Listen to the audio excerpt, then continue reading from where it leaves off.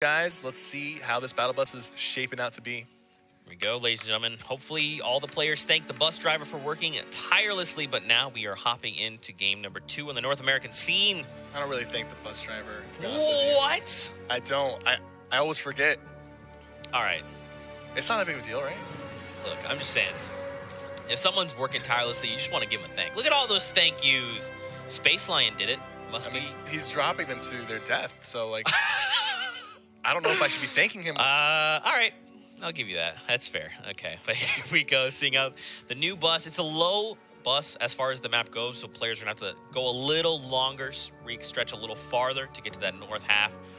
Now, what I'm curious of, we kind of saw a little bit in Europe, was some players, some duos specifically, swapped up their landings. Yeah. So we'll have to see if how that develops over the course of NA. We're looking tilted towers. So my first question would be, those duos on top of Floating Island, is that Nick Mercs? Is that Aiden? It might be. I think they're going out. They're going after each other, and they decided to pick a more neutral ground because Tilted seemed to be Aiden's favorite location. Yeah. One thing I want to mention is they are actually here, and Hysteria is very weak right now underneath.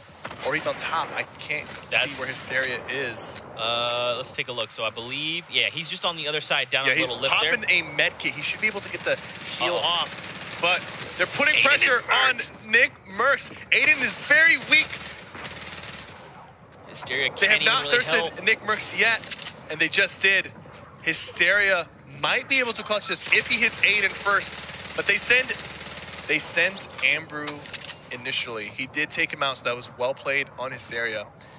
1 for 1, all right? So 1 for 1. Nick Mercs took out Aiden the first time. Now Aiden's gonna bounce back a little bit, and I think these guys are just gonna be laying here for the rest of the tournament. One thing I want to mention really quickly that we haven't talked about is the battle bus is actually moving 25% faster. Oh. So these late game drops, they're not as bad because you'll get there quicker. Yep. So by the time you touch down, you won't be as behind compared to people who jump off right in the beginning. It's a good change. I think a lot of people like that.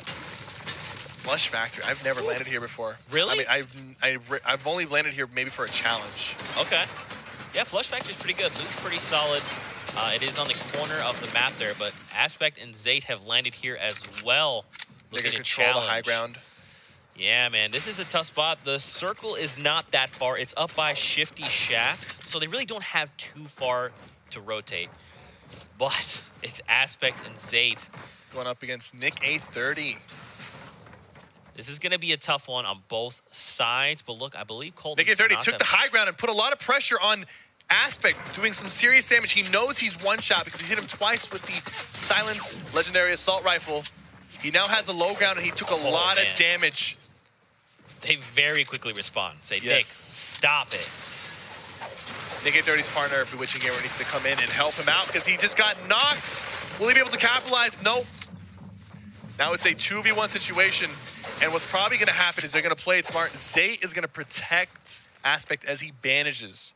There's no reason to rush the situation. Bewitching Gamer seems to be staying. He might have had a chance to rotate out, but he decided to stay. And I think that might be a little bit of a mistake. Yeah. Considering it's a 2v1, you don't have shields, and it doesn't look like he has the best weapons. Just a gray SMG. Yeah, so I think he should have tried to maybe leave. I just don't see this going in his favor. Zayt and Aspect are two insanely good players, and they're going to be very calculated about this. Even though it's a 2v1, they're playing very safe, and they're attacking him from different sides. Man. Getting some hits on him. He has no more materials left. That's an easy cleanup. Wow. Dude, just the way that they... Oh, that's rough. That's disrespect.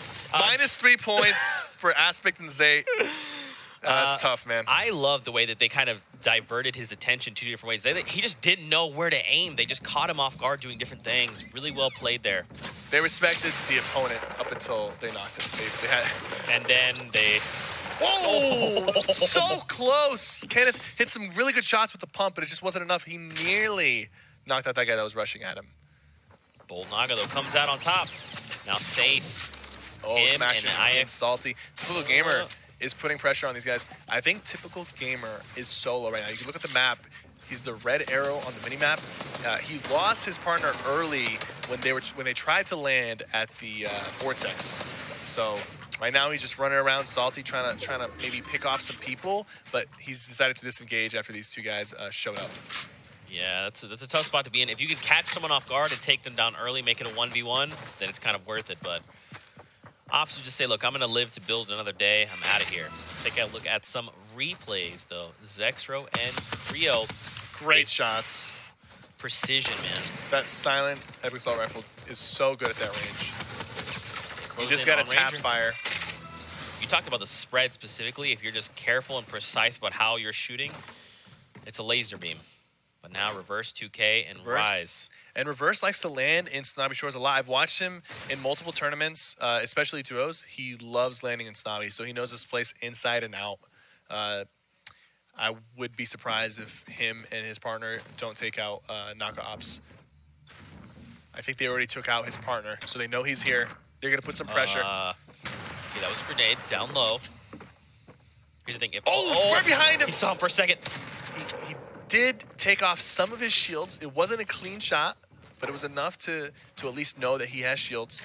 And you notice that in these 2v1 situations, these guys don't just rush in, because even in a 2v1, it's very easy to make a mistake, run into a trap, and now you turn into a 1v1. We saw that happen multiple times in the previous competitions, and it can happen again here. But he's trying to boogie bomb. He gets it. He boogie bombed himself. He's trying to run. It's too late. Reverse knows he's there. I guarantee you, Wheats was yelling on the mic, "We're both boogied. Hurry up. Take him out." It was a good attempt. Reverse was far enough away that if that boogie did not connect with him, he could have potentially gotten a clean headshot on Wheats and turned it into a 1v1. He didn't have a lot of health, so it probably wouldn't have gone his way, but he might have been able to secure an elim if he thirsted him. Take a look near Dusty. Look how many players are here around Cuddy and Salt. They're making their way out. K-Sid and Cowboy are making their way down toward Ghost. Sean and Ghost Snood inside. You see, all these guys are coming in because of the vortex. They're going to it. They want to be near it, or they want to use it to rotate into the circle. That's why you're always going to see a congestion of players around here. Cowboy and Case had taken some fire from King Richard and his partner. Back in Salty Springs. Horrify in a tough spot. He's 2v2 situation. What can he do here? He's just that's a chiller that just went down. Left click, taking out Horrify. And people now are slipping and sliding. Made TVs and go down 2. He just got hit with the ice trap. He's trying to stop himself. Okay, he's trying to he might not get spent. Okay, I was gonna say if he moved too much. If he's continued to slide, yeah. Okay, so they have enough bandages and they have a campfire and they have a lot of loot. That's very close. That would have been really fun. I'm not gonna lie. But taking a look at this Margassi and One Shot Girl replay. They find Clarify in Tilted Towers. Now keep in mind, One Shot Girl is down, so Margassi is fighting by himself. He has no materials, anything Tilted, which you're not going to get a lot of materials out of Tilted. Poach and Vivid against King Richard and the General. But let's not forget that Cease and his partner are still rotating from the storm, and they're rotating right into this fight. Vivid is looking for the long-range pump shot to try to take some damage off. He has 4 shots in the quad launcher. He's going to try to maybe take the high ground, or look for a different angle to use this gun. Look at these edits. Oh, sneaky makes his way to. Oh, there's a rift right in front of him. Poach and him need to go. They both got it as the storm is closing. And look, they can even use the vortex from Floating Island to travel even farther. There is a floating little rock there, chunk to their right. And they have their eyes set on the prize. They know exactly where they're heading off to. There are going to be so many teams just south of Pleasant in that area. Because you can see those teams that are flying through, they use the vortex, and they're going to land close to each other. They won't be able to get all the way into the circle, so there'll be some fights happening right outside of the circle, and then they're going to huddle up. As soon as they get in, they'll probably box in. So a majority of the players are going to be on that southeast side of the map. So anybody on the northeast has a big advantage that they're not as contested. Now Vivid's got 14 rounds in the quad launcher. Vivid and Poach know this. They know the rotation is going to be like that, which is why they're setting up here. They're not even in the circle yet, but they're looking for people who are rotating into the circle. And they're being built up on by Aragon and B-Sox from Luminosity. I mean, they've got that quad launcher. They can make something happen. Not notice. It's not enough. B-Sox is going to take Vivid down, and now it's a 1v2. He's got the shockwave. Is he going to burn that now? He might use it. He might use it to catch him. Poach he goes straight running. up and back down. He probably might use it again. While Aiden pushes him, he's probably going to use it again. Aiden responds with the builds, though. Where did Aiden come from? I have no idea, but they're here and they're ready to play. Aiden and his partner are now in the mix as well, and there's another team rotating away from them, down beneath. They saw that and they were like, nah, we're good.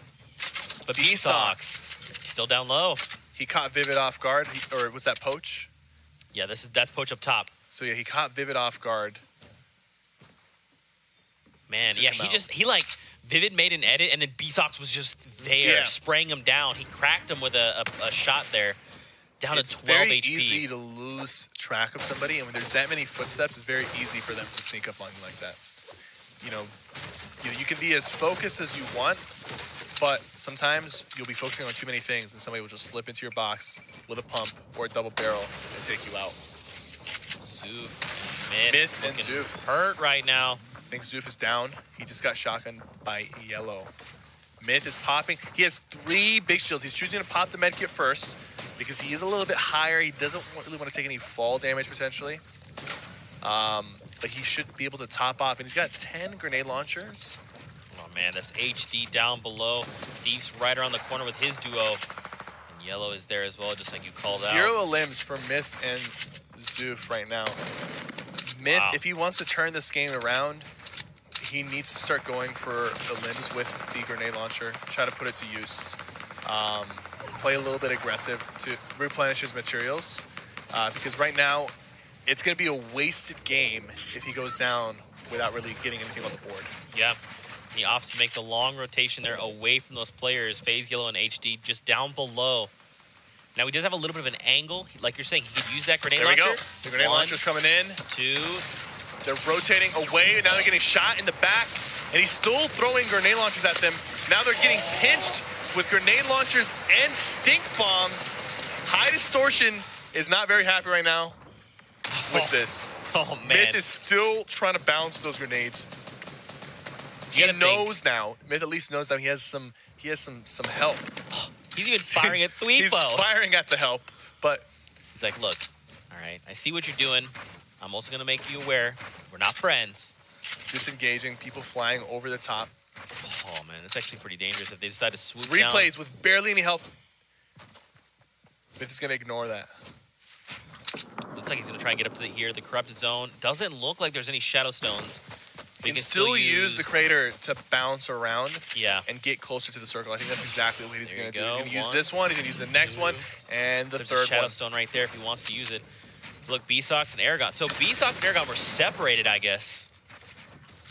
Now they're back together. Some clean shots on Savage as he falls down, taking out 60 of his shields. I mean, the loadout's looking real good. AR, double barrel, grappler, Really minis. good close range, yeah. Not a lot of mats. The grappler's going to help him tremendously in that late game rotation. Finally, we see some teams putting some numbers on the board. 4 limbs for Knights, Zexro, and Creo, and 4 limbs from Margaus himself. 3 from Daquan and his partner, Nox the Fox. And this is all entering the late game. So we definitely have seen an increase in the amount of limbs from the NA teams. That's great to see. Now we start moving in to the last few circles of the game. Still 61 players, man. A lot of players, a lot of things can happen. Ghost Aiden finds an elimination there. Joseph is cute is down, right down there. Let's take a look at some of these replays. This was Margotti's 4th elimination. Just sneaking through with the double barrel. Finds it. 2 clean shots, and that's going to be the effective range of the double barrel. You got to be right in front of your opponent to make it work. If you're even 1 step away, you're not looking at the damage that you want to deal. And it poached just right here in front of you. Margassi probably does not want, that's not the guy you want to be gatekeeping you right now. It's not poached. It could be anyone else. Tifu and Cloak up top as well. Margaus has a really good amount of materials because of the limbs that he's acquired. So I think he's fine on the rotations. He needs to be careful not to get lasered. TFU and Cloak, you can tell their playstyle. They typically like to hold that high ground kind of 1-by-1. And TFU has the sniper rifle in his hand. You got to be careful on these rotations. I don't think they know he has a sniper rifle, but if they do, they got to be extra cautious. He's going to drop down because they shot a couple rocket launchers at them. And he's going to top off his shield. They're looking a lot better this time around in terms of loot. Last game, they both were missing shields. They had materials, but they just didn't have enough health, and it kind of ruined their rotation.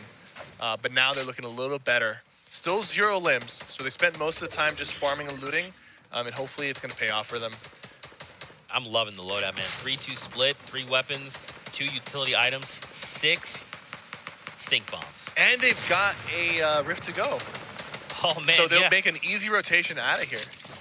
Even though there's still 57 people alive, TFU and Cloak are definitely happy about the position they're in. The circle is finishing up near the hill. You got to be careful here. I don't know if they're going to choose to rift or if they're going to rotate manually. I think they are going to rift, yeah. So he's getting ready to use the rift and then pick up the med kit. That way he can still have an inventory slot. If you use it right as it's about to go off, you'll be able to do that. Look at that on the right. Shots coming in from Baldy and his partner. They're going to land right next to them and just take that low ground. The only thing about the low ground here is TFU won't be able to utilize his heavy sniper as much as he would like to, but he can still edit windows out from the side here and shoot down at people that are beneath him. Or he might go for this crazy play and try to... Can you imagine? Oh, he's got the stink bombs as well. He does have the stink bombs, but they've built out a little bit further away, and I think he's trying to wait to see if he can locate where they are exactly. The stink bomb is going to force them to move, and he's probably hoping that they either drop or start building in a way where they could potentially take the high ground from them. Because I know they want to take it. They definitely want to utilize TFU sniper. I think he saw some of the tracers, so he knows roughly where they are. Now he's just going to, like you're saying, look down below, see what there is to see. I mean, and that's the thing, man, is TFU likes to build spaceships. So you got like the 2x1 with the roof corner pieces from top and bottom. He's on low ground. He can't really do that right now. Spaceline and replays putting some pressure on this opponent. Nearly has him down. I'm pretty sure he just lost to the storm. Liquid Poach goes down, and they're going to miss that elimination, which would have put them one step closer to getting that second point. They have 4 right now. That is so unfortunate that the storm stole their kill. Replays is kind of healthy, has extra minis. Once him and Spaceline link up, he'll probably drop him 2 of his minis. Spaceline needs to just make sure he doesn't get shot once. If he gets shot once, he's gonna go down. That is so unfortunate. They hit him really hard, and the storm just came in right after. I believe it ticked twice, and then that was pretty much it. Yeah. Yep. Look up top, man. Animal, Kiwi Face, Action, and there's a team check. Right below them, but they're hanging off. And they have to make the longest rotation. Look at the circle right now. Oh, man, I don't know how I feel about this. I'm glad they're getting down. Yeah, they should be able to get down here. But they got to be careful because the other team looks like they're rotating later. But look, they're rotating very early with 40 people left. And that can be beneficial, but it also can be bad. Because rotating late, everyone's rotating, so it's easier to slip by. But they could also get focused really hard. You see the player on the left there. And the tricky part, Cypher, is that they have to make the rotations up on top of the mountain. Man, these mountain tough to do, finishes man. are so tough. If you don't have the resources or the utility for it, you end up going down so easily. They put that trap down to prevent the other team from hopping down on them, and they're holding down their shotguns and SMGs. Both teams are trading fire. It looks like he wants to make an aggressive play because they did have a favorable turnout in that exchange. 9-0 and Creo. They're gonna put their own pyramid down. Ooh, ball goes down. They might try to go from underneath and try to knock him down from underneath. I'm not entirely sure. Yeah, and he places the trap. He's like, no, I'm going to drop you down on here. Come on down. And they're in the circle, so these traps, they could potentially come into play even later, you know? They could rotate away from here, and someone could be running by and walk right into their trap. Floor there. 45 players remaining in the lobby. A lot of them is struggling to make the climb up the mountain. You can see some people making that really late transition to the mountain, and they're fighting each other while doing it too. Right now, we just see 4 eliminations, the highest across the scoreboard. Elims spread out across the way. Daquan and Nox the Fox with 4 limbs as well now. And now, man, this is where things are going to get really scary, right? We're finally going to get safe on top of this mountain. It's gonna go off the mountain. Yeah, and that's when things are going to get very crazy. Look at that. Natehill, look how far away. Ninja just knocked out LG BSox and eliminated him with the SMG, so he thirsted him. BSox now down. Nane takes out replays as well. Ninja and Monster with 2 limbs currently. Natehill and There's a lot of potential here. Somebody could pop off. Aragon goes down. Morghouse with 5 limbs on his own. The champion of PAX West coming out. Oh, the grenade launcher. Nearly taking him out. He's panicking a little bit. He needs to get out of here. The storm is going to eat him alive if he doesn't. Oh, it might be too late. No, wait. 3 HP. 3 HP. He needs to go. He can do this. Grappler, no.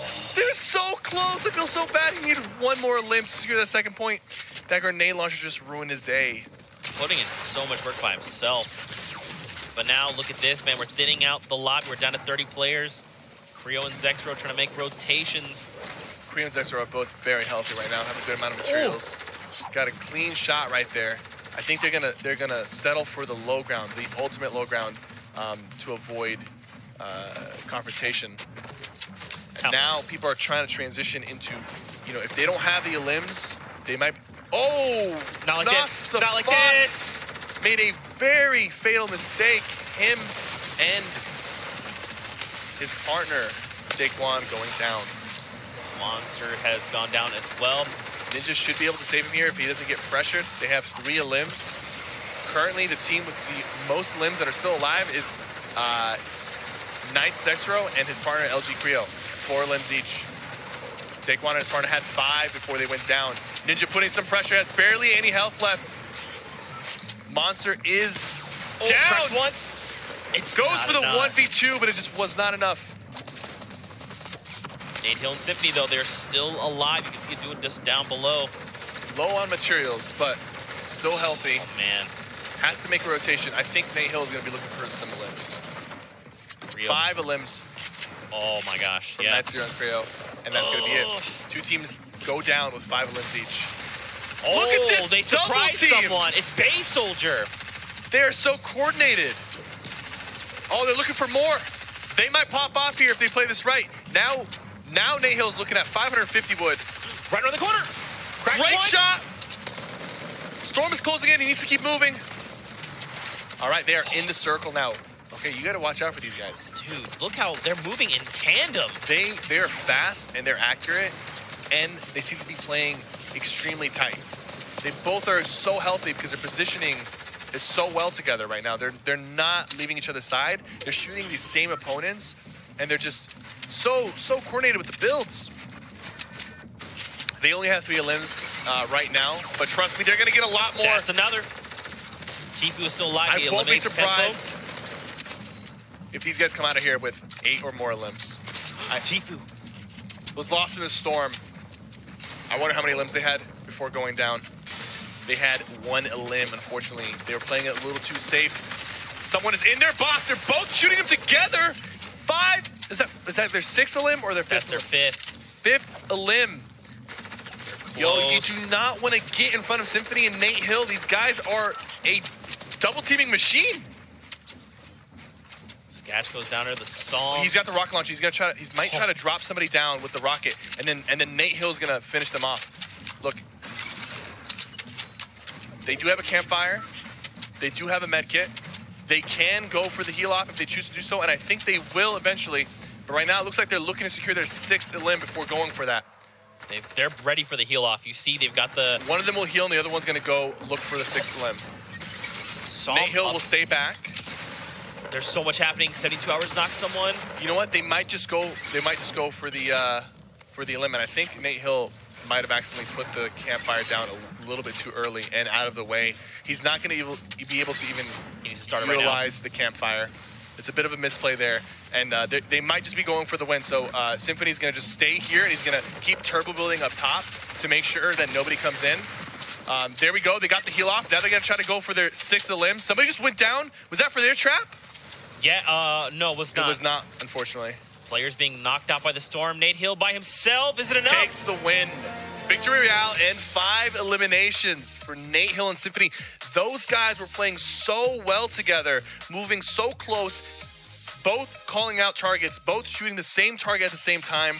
That was the best synergy I've seen from any duo so far.